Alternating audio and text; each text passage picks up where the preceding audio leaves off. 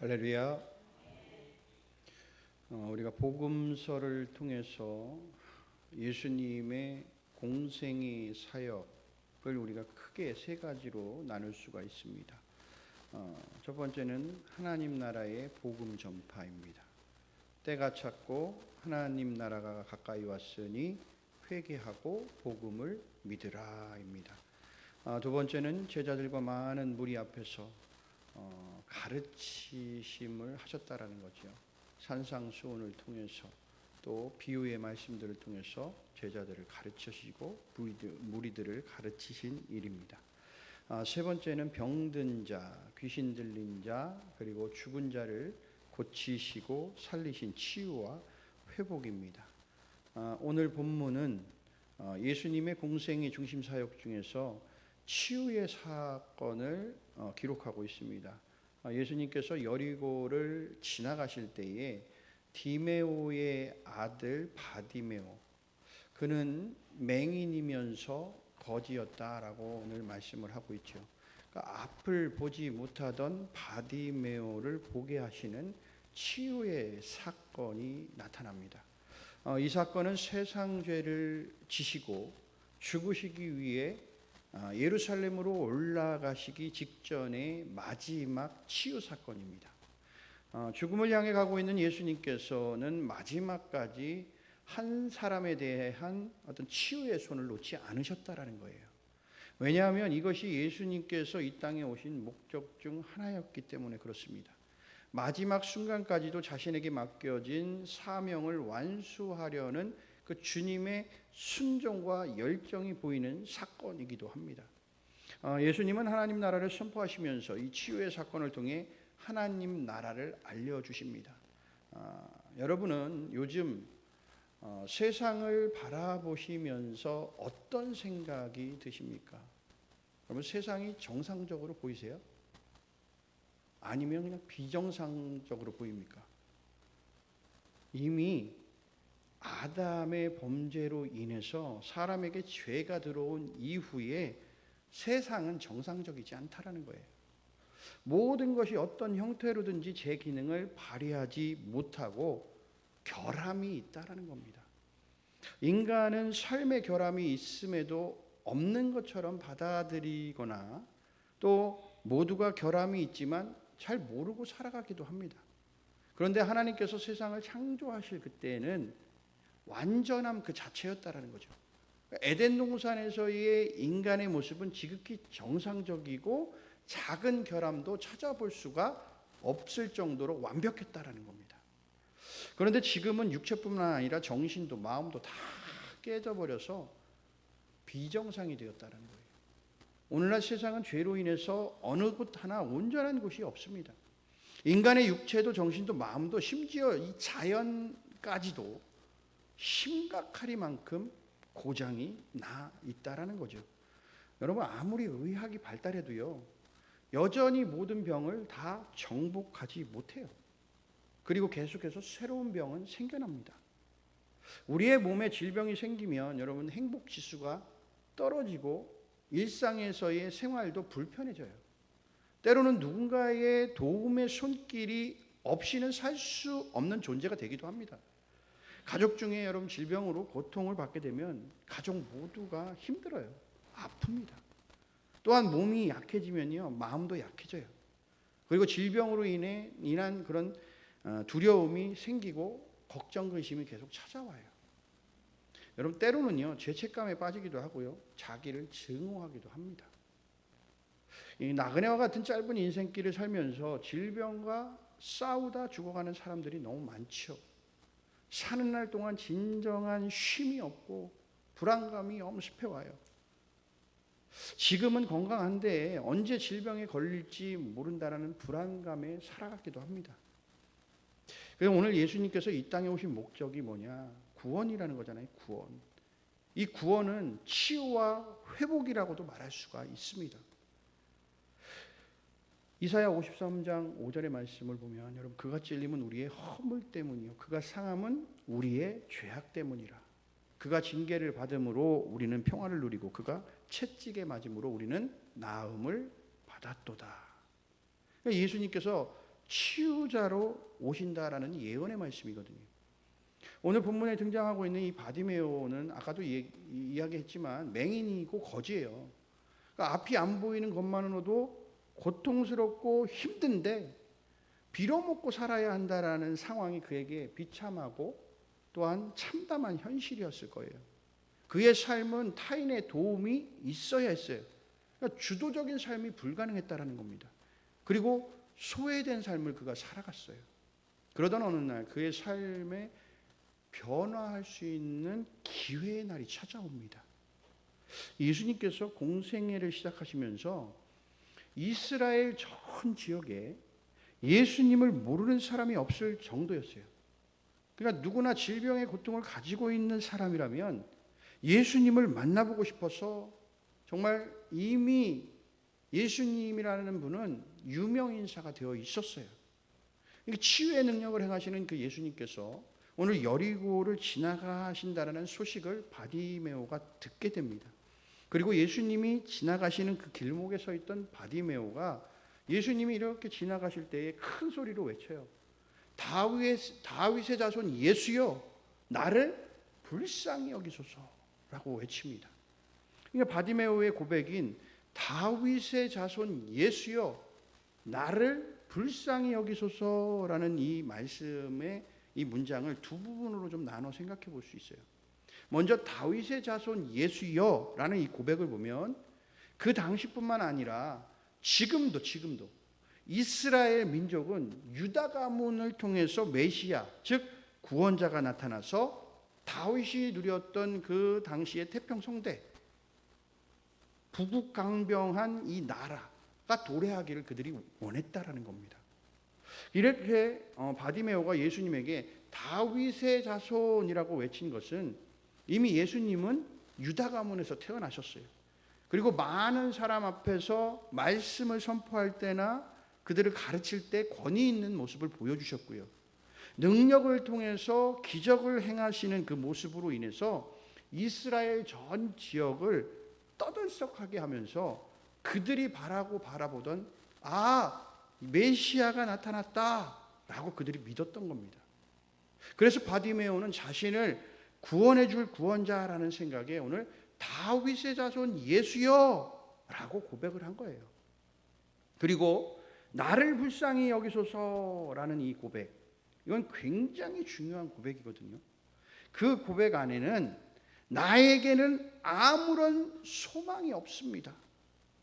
나는 지금 절망 속에 살고 있습니다. 내가 할 수 있는 것은 아무것도 없습니다. 나는 한없이 연약한 존재임을 드러내는 고백이에요. 그러니까 대부분 사람은요, 자신의 그 연약함, 나약한 모습을 잘 드러내려고 하지 않아요. 인정하지 않으려고 해요. 사람들이 하나님을 의지하지 않는 이유 중에 하나가 뭐냐면 자존심 때문에 그렇거든요. 버틸 때까지 뭐 하는 거예요? 버티는 거예요. 자신의 힘, 자신의 자랑, 그리고 자신의 의, 그냥 버티는 거예요, 끝까지. 그러니까 인간은 자기가 붙들 것이 하나라도 있으면요, 하나님 앞에 나아가려고 하지 않는다라는 겁니다. 그런데 이 바디메오는 오늘 붙들 게 있습니까?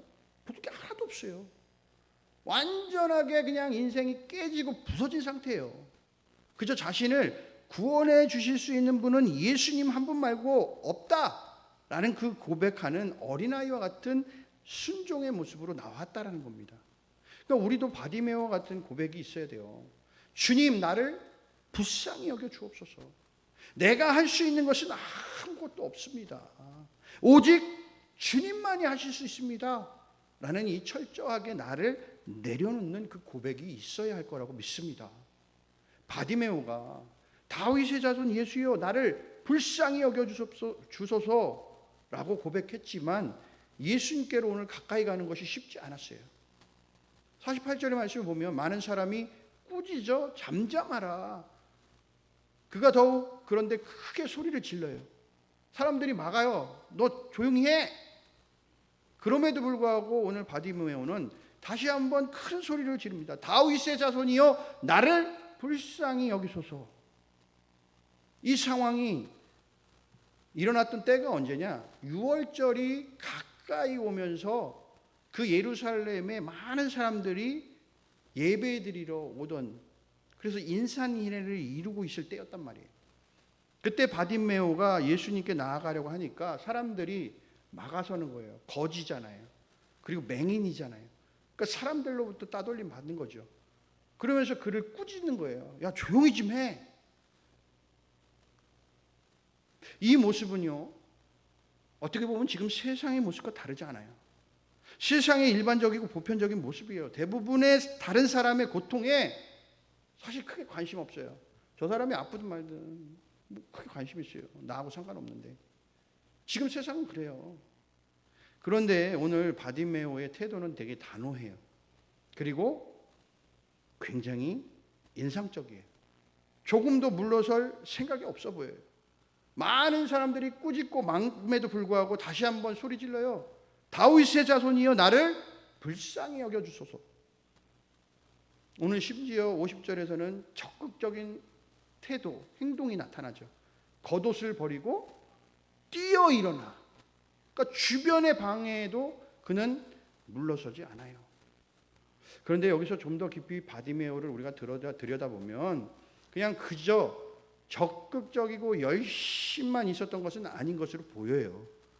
여러분, 적극적이고 열심도 중요해요. 중요합니다, 우리에게. 그런데 더 중요한 게 있어요. 여러분, 그것은 믿음이에요. 여러분, 열심? 적극적으로 뭔가 열정적으로 하는 거? 좋아. 그런데 거기에 뭐가 있어야 돼요? 믿음이 있어야 돼요. 믿음 없이는 안 돼요. 어떨 때는 여러분 믿음 없이 열정적이고 열심히 있잖아요. 그런데 어느 순간에 내가 힘들고 피곤해지잖아요. 그러면 그 열심과 열정이 뚝 떨어지는 거예요. 하기 싫어. 이 열심과 열정은 어디에서부터 나오는 거기 때문에? 나로부터 나오는 거기 때문에. 근데 믿음을 바탕으로 하는 열심과 열정은 어디로부터 나오는 거예요? 예수 그리스도부터 나오는 거기 때문에. 그렇기 때문에 그 열정과 열심은 식어지지 않는다는 거죠. 그러니까 오늘 이 바디메오는 그 열심의 근거가 어디에 있냐? 믿음의 근거에서 있었다라는 겁니다. 그러니까 막잖아요. 지금 못하게. 그럼에도 불구하고 막음에도 불구하고 뭐 하고 있어요? 그래도 소리 지르면서 예수님을 찾잖아요. 바디메오는 예수님이 누군지 알고 있었고 소문을 통해서 그리고 많은 사람들이 나누는 이야기들을 통해서 예수님의 이야기를 들을 때 바디메오는 그에게 믿음이 생겨난 것 같아요. 그러니까 예수님께서 반드시 자신을 치유할 수 있다라는 어떤 확신이 그에게 생긴 겁니다. 그래서 그는 앞이 안 보이는 장애를 가지고 있었지만 영적인 귀가 열려 있었던 거죠. 그리고 예수님에 대한 영적인 눈이 열려 있었던 겁니다. 마태복음 11장 12절에 가면 세례 요한의 때부터 지금까지 천국은 침노를 당하나니 침노하는 자는 빼앗느니라. 아멘. 여러분, 우리는 하나님 앞에 나아갈 때 우리의 태도가 소극적이면 안 돼요. 부끄러워할 필요도 없다고요. 사방팔방이 막혀있고 숨이 막혀 죽을 것 같은 그때에 우리는 하나님이 아니면 할 수 없다는 믿음의 간절함이 우리에게 있어야 한다는 겁니다. 여러분, 주변의 눈치를 왜 봐요? 내가 지금 죽게 생겼는데 그냥 두 손 높이 들고 하나님 앞에 나와서 그냥 간절하게 믿음으로 부르짖는 거예요.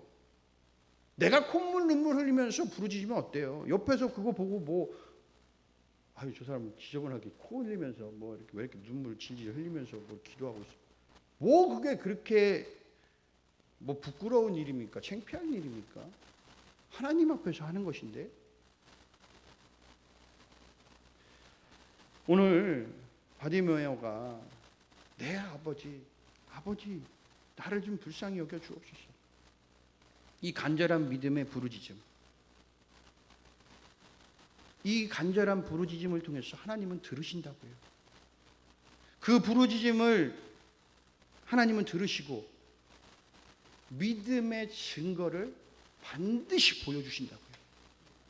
믿음 있는 열심이 여러분 하나님의 기적의 역사를 만들어내는 줄로 믿습니다.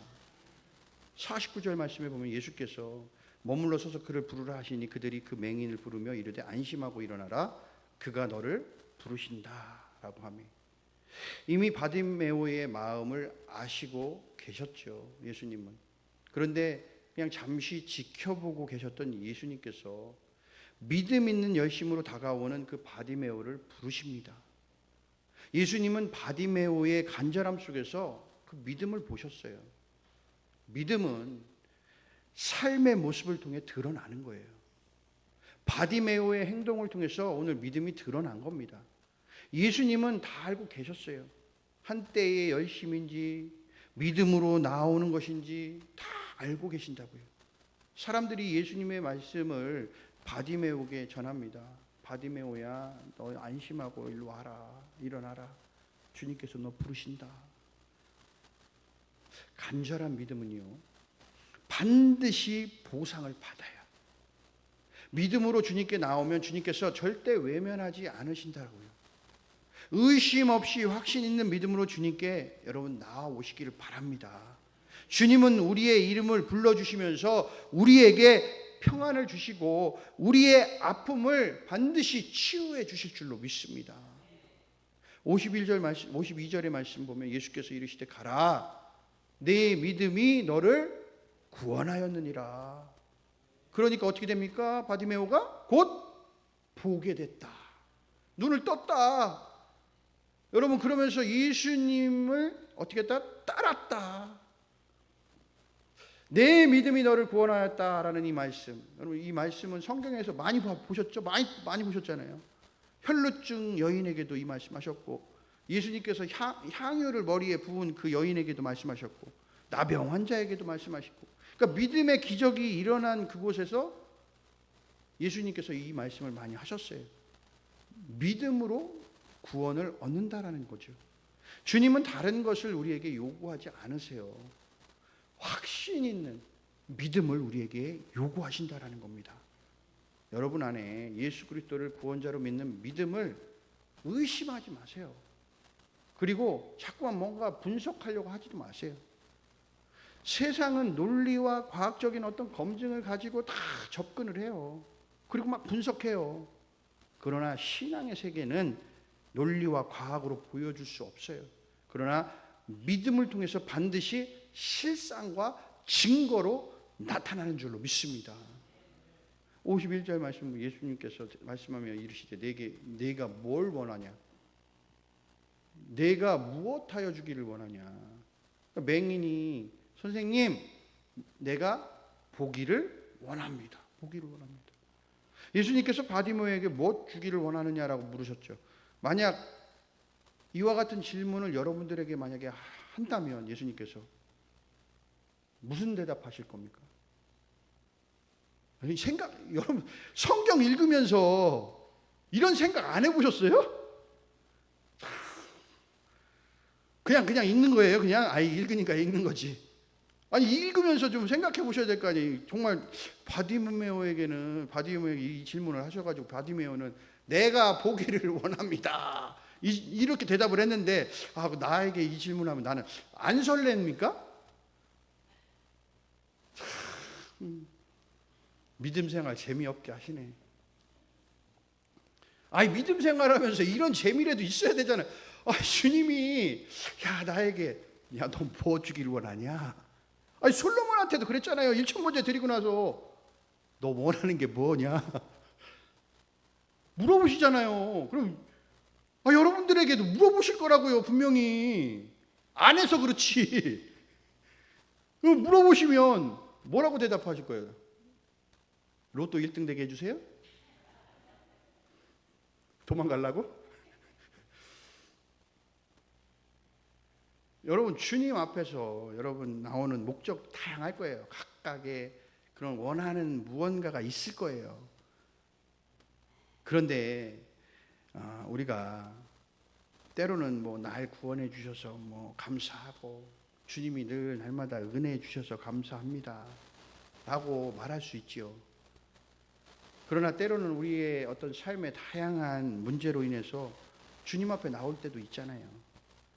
여러분 감사로 주님을 찾든지 때로는 삶의 문제 해결을 위해서 주님을 찾든지 그리스도인으로서의 바람직한 모습이 우리에게 있어야 돼요.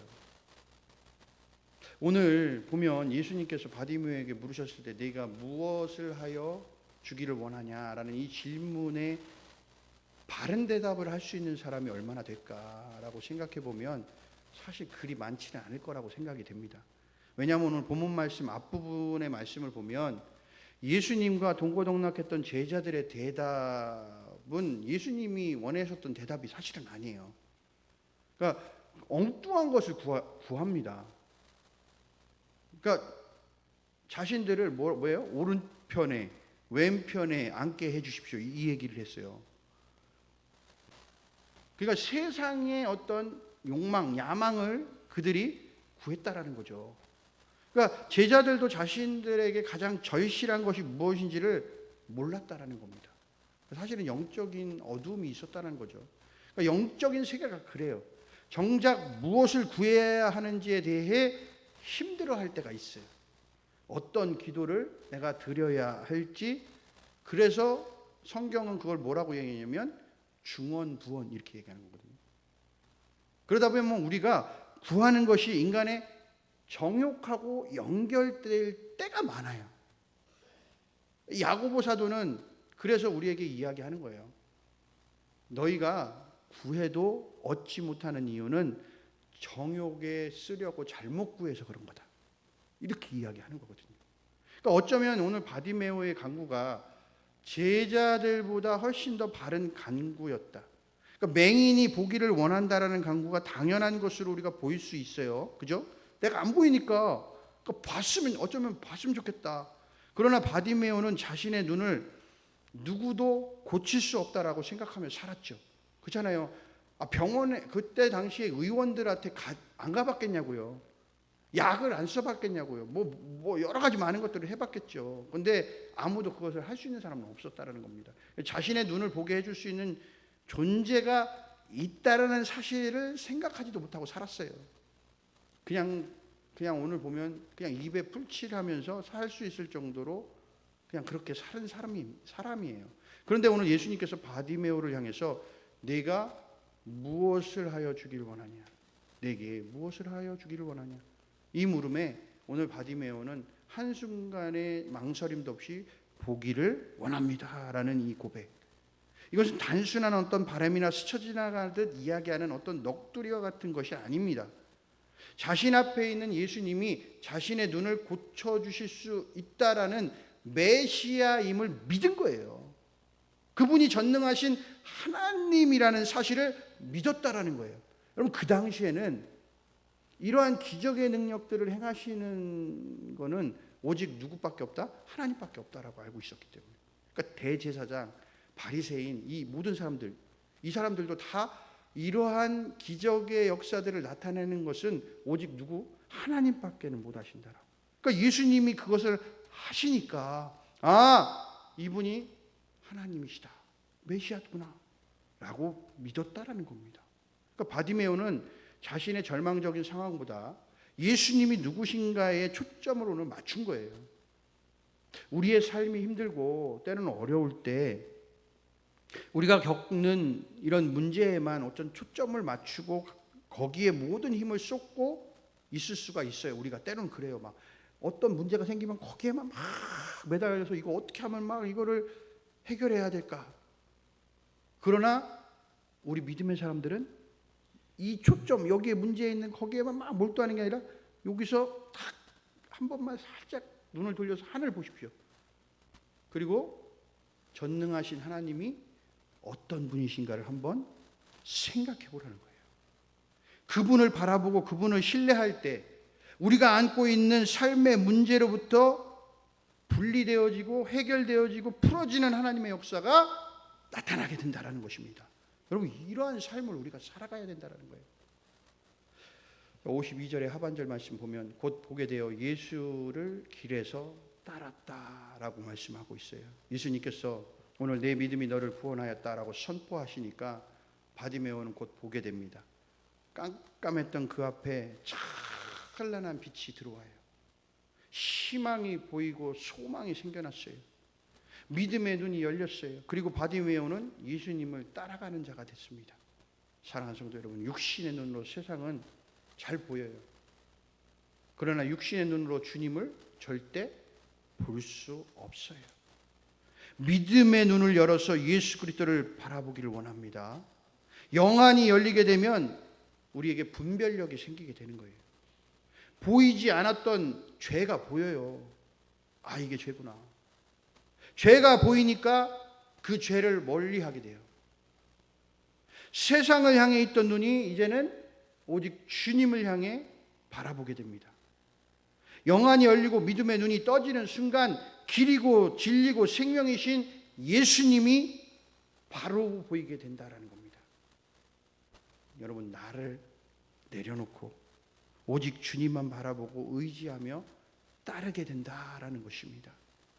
결국에 진정한 치유는 육체의 어떤 질병을 고치는 것으로 끝나는 것이 아니라 영적인 치유가 함께 동반되어야 된다는 거예요. 바디메오는 눈이 열리고 예수님을 따랐어요. 예수님을 쫓는다라는 것에 여러분 많은 의미가 담겨 있는 것을 우리는 너무 잘 알고 있지 않습니까? 바디메오는 자신의 눈을 고쳐주신 예수님께 감사하는 마음이 있었죠. 이제 바디메오에게 예수님을 따르면 행복한 일이 가득하리라는 소망이 그에게 생긴 겁니다. 자기를 구원해 주신 예수님과 함께라면 어디든 좋습니다. 이제 그에게 자유함을 선사하신 그 예수님을 따르게 되었다라는 겁니다. 이제 예전에 맹인이었던 바디메오는 없어요. 새로 태어난 거예요. 거듭났어요. 바디메오는 자기 육신이 자기 것이 아니 이제 주님의 것임을 고백하고 있는 겁니다. 여러분, 우리 인생 가운데도 이러한 온전한 치유가 일어나게 되기를 주님의 이름으로 간절히 소원합니다. 주님이 주시는 치유를 통해서 자유와 평안 얻기를 간절히 소원합니다. 여러분, 세상에서의 치유는 부분적인 치유예요. 전인적 치유가 아니에요. 온전한 치유와 회복은 오직 주님만이 하실 수 있는 겁니다. 예수 그리스도가 온전한 우리의 치유자가 되신 줄로 믿습니다. 여러분, 이 시간 이후로 나 자신을 겸손히 주님 앞에 내려놓으시길 바라요. 그리고 온전한 치유자이신 예수님을 바라보시길 바랍니다. 그러면 놀라운 치유의 역사가 우리의 삶에 반드시 나타나게 될 줄로 믿습니다. 여러분, 믿음의 주요 온전하게 하시는 주님을 바라보십시오. 나의 상처와 아픔을 주님께 다 내려놓으시기를 바랍니다. 그래서 주님이 우리의 상처와 아픔을 만져주시고 그것을 싸매시고 치유와 회복을 다 경험할 수 있기를 바랍니다. 성령 하나님께서 우리의 깊은 곳까지 만져주시고 회복시켜 주시리라 우리는 믿습니다. 오늘도 성령 하나님의 그 손길이 우리의 아픔, 우리의 상처, 모든 것들을 다 치유해 주시고 고통으로부터 완전하게 해방시켜 주시는 놀라운 그 은혜가 여러분들의 삶에 나타나기를 주님의 이름으로 간절히 소원합니다.